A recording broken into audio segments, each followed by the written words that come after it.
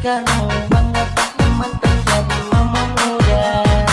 Mama muda.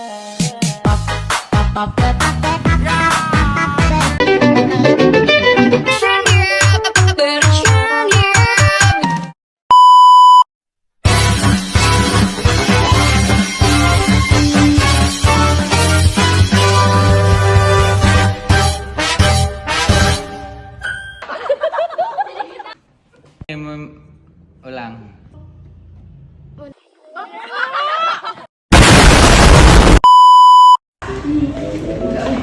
Hai, kalian lagi ngapain? Kita lagi belajar ekonomi. Emang materi tentang apa sih? Ini tentang akuntansi dan sistem informasi. Akuntansi itu apa?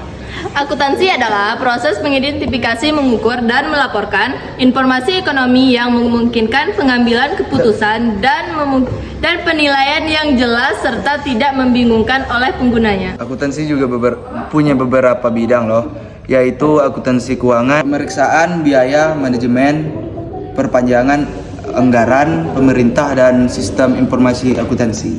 Oh gitu. Kalau aku taunya 9 syarat akuntansi dianggap berkualitas. Emang syaratnya ada apa aja?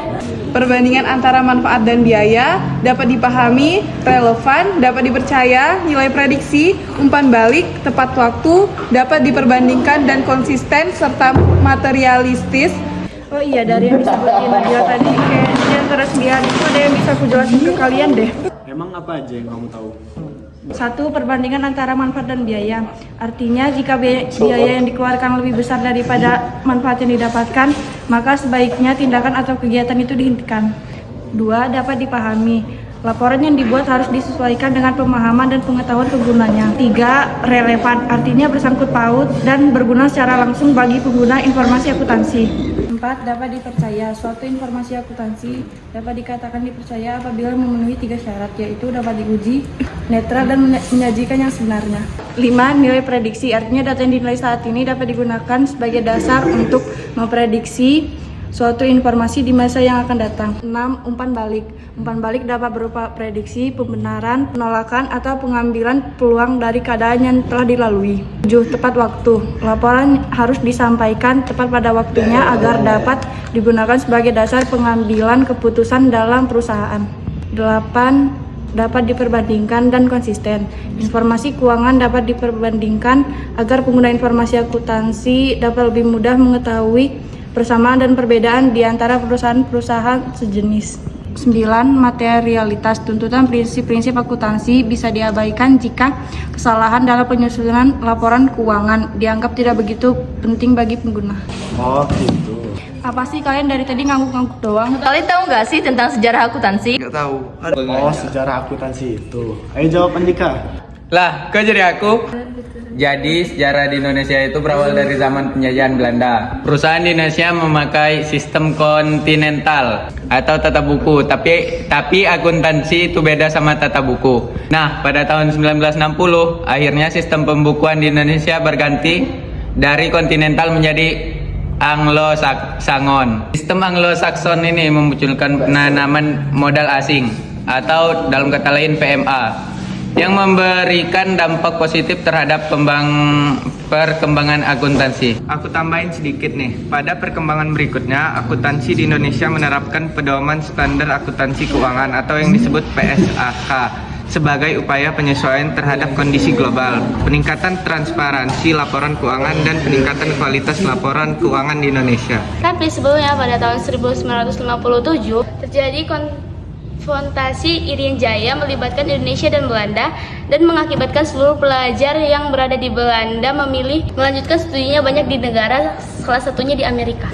Aku hanya memikirkan satu peraturan penting. Kenapa kau lakukan hari ini kalau kau bisa melakukannya besok? Hahaha. 1,000 years later.